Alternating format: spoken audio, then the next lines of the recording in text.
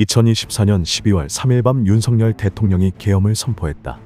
부정선거 수사와 반국가, 중국 세력 척결 두 가지를 해결하기 위해서 불필요한 조치였다고 밝혔다. 계엄령이 해제된 후 야육당은 일제히 탄핵 소추안을 발표하고 탄핵에 들어갔다. 가치외교라는 미명 하에 지정학적 균형을 도외시한 채 북한과 중국, 러시아를 적대시하고 일본 중심의 기이한 외교 정책을 고집하며 일본에 경도된 인사를 정부 주요 직위에 임명하는 등의 정책을 펼침으로써 동북아에서 고립을 자초하고 전쟁의 위기를 촉발시켜 국가 안보와 국민 보호 의무를 내팽개쳐왔다는 게 대통령을 탄핵해야 하는 이유라 발표했다. 윤 대통령은 중국과 친했던 박근혜 정권 시절 검사로서 부정선거를 수사하다 당시 법무장관 황교안 총리에 의해 갑자기 좌천되어 부정선거 수사를 중도에 포기당한 적이 있다. 대한민국에서 부정선거 조사와 자료에 관해 윤석열 대통령만큼 전문적인 인물은 흔치 않을 것이다.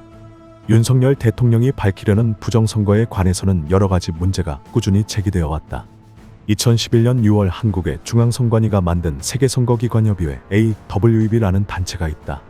여기에서 이라크, 콩고, 엘살바도르, 볼리비아, 남아공, 벨라루스, 키르기르스탄 등의 한국산 중앙서버 및 전자개표기 등을 공급해 주었는데 이들 나라에서 대부분 부정선거와 선거조작 사건이 일어나며 나라가 내란에 휩싸였다. 또한 이 기계를 납품받아 테스트해본 필리핀 대법원이 한국산 전자개표기는 자동 개표 수행 능력에 심각한 의문을 가지게 한다면서 이전에 다운로드된 데이터를 탐지해 내지 못하는 등 선거 개표의 안전성 확보를 위한 요건에 미달한다는 이유로 사용금지 가처분 판결을 내리고 퇴출시켰다. 이처럼 중앙선관위가 설립한 AWEB 선거관리 시스템을 지원하거나 수출한 나라마다 부정선거로 심각한 몸살을 앓았다. 부정선거는 해외에서뿐 아니라 한국 대선의 전자개표 시스템이 처음 도입된 2002년 이후부터 선거 때마다 증거와 증인 자료들이 여기저기에서 계속 터져나왔다. 2020년 4월 15일 21대 국회의원 선거 당시에는 아예 개표장에 개표사무원으로 중국인이 버젓이 들어와 투표 봉인함 관리, 투표지 카운팅 등 개표 과정의 핵심 역할까지 맡았고 또한 어떠한 영향을 미쳤는지는 아직도 밝혀지지 않고 있다. 이는 주권을 행사하는 대한민국 선거에 6.25 휴전 적성국가인 중국의 중국인이 개표 사무원으로 참여한 자체는 엄연한 중국의 내정 간섭이 아닐 수 없다. 2024.10 30일 미국 대통령 선거 중 미시간주에서는 19세 중국인 유학생이 불법으로 투표하고 허위 진술로 유권자 등록을 해 위증 혐의로 기소되는 사건이 있었다. 미국은 시민권이 없는 자가 투표에 참여할 경우 중죄에 해당되며 미시간주에서 불법 투표는 최대 징역 4년과 $2,000 약 276만 원에 달하는 벌금을 부과하며 위증죄는 최대 15년 징역에 처해지는데 불법 선거 참여 중국인이 유죄 판결을 받을 경우 이 사건으로 인해 미국에서 추방받을 수도 있다고 CNN은 보도했다. 이처럼 동맹국 미국의 경우도 국민의 고유 주권 행사인 투표에 대해서는 매우 엄격한 기준을 적용해 주권이 침해받는 상황을 방관하지 않고 있으나 한국은 영주권 자격만으로도 주권 행사를 허용해 중국인 10만 명 가량이 직접 선거에 접근하도록 허용해 사실상 주권 포기 상황이 아닌가 의심이 갈 정도이다. 이제는 부정선거 수사와 반국가, 중국 세력 척결을 이유로 계엄령을 내린 대한민국 국민이 뽑은 윤석열 대통령에 대한 탄핵 시위에 중국인이 지속적으로 합류해 탄핵을 외치고 있다. 적성국가인 중국이 중국인을 동원해 대한민국 한복판에 대통령 탄핵에 끊임없이 정치적 행사를 하는 것은 명백한 내정 간섭이며 이미 도를 넘어선 지 오래다. 이것을 방증이라도 한 듯 집회 도중 중국 공산당이 없어져야 신중국이 세워진다. 중국 민주화를 외치다 돌아가신 분들을 추모하는 는 내용이 담긴 자유의 꽃이라는 중국에서 절대적 금기곡이 나오자 상당수의 중국인들이 철수하는 모습이 여러 곳에서 포착되고 있다. 자유의 꽃이란 노래는 공산주의를 대적한다고 오해받을 수 있어 중국인들은 피하고 싶어하며 공안들이 즉각 체포해 가기 때문에 매우 불편한 내용의 노래라고 전해진다.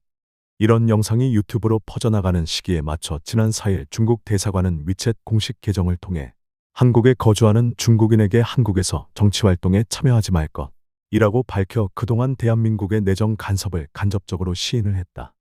현재 국내에 들어오는 7만여 명의 중국 유학생들은 중국에서는 사상적으로 잘 무장돼 있다는 평가를 받지 못하면 유학 허가를 얻을 수 없으며 허가를 받는 학생들은 대부분은 특별한 신분을 가진 부유한 공산당 간부 자녀 또는 청년 공산당원들이다.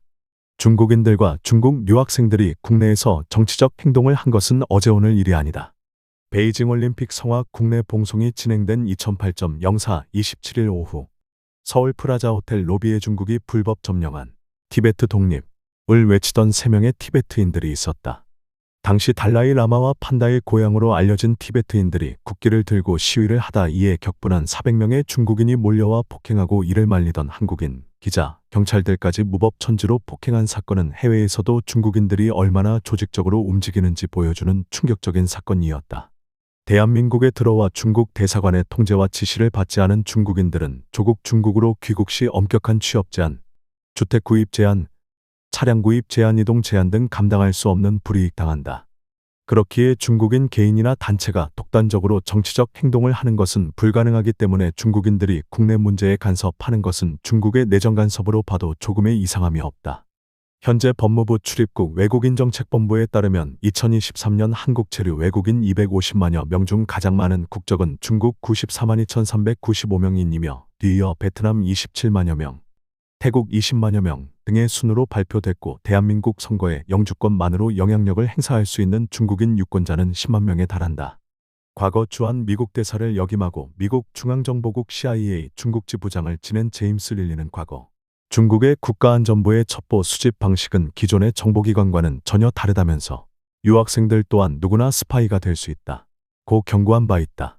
글로벌 시큐리티의 존 파이크 소장 또한 매년 미국으로 오는 중국인 유학생 1만 5천여 명, 1만여 명의 각종 사절이 모두 국가안전부의 잠재적 정보요원 스파이에 포함될 수 있다 고 경고했는데 이들의 우려가 대한민국에서 현실로 나타났다.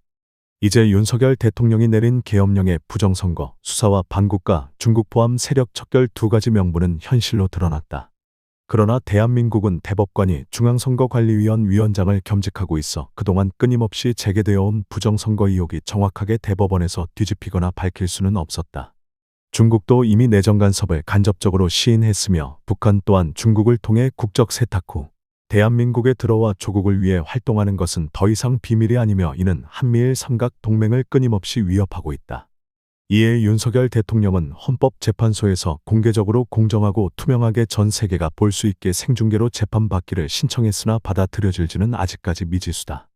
미국 국무부가 운영하는 VOA는 미전문가들, 한미일 3국 협력은 옳은 선택 탄핵 사유한데 라는 제목의 기사에서 윤 대통령의 계엄 선포는 잘못됐지만 3국 공조 강화가 탄핵 사유는 될 수 없다 고 보도했으며 모든 사안이 민주적이고 공개적으로 되기를 원한다는 메시지를 계속해서 보내고 있다. 현재 대한민국의 장관들과 주요 인사들은 대부분 탄핵되어 무정부 상태가 되어가며 안보 공백의 상황에 처했다. 법에 의한 자유민주주의와 한미일 삼각공조를 중시하는 윤석열 대통령의 정책이 탄핵의 이유가 된다면 이는 정전협정 정신에 위배되며 이는 북중 세력의 적대적 공작 행위에 해당돼 유엔사 개입의 요건이 충족된다.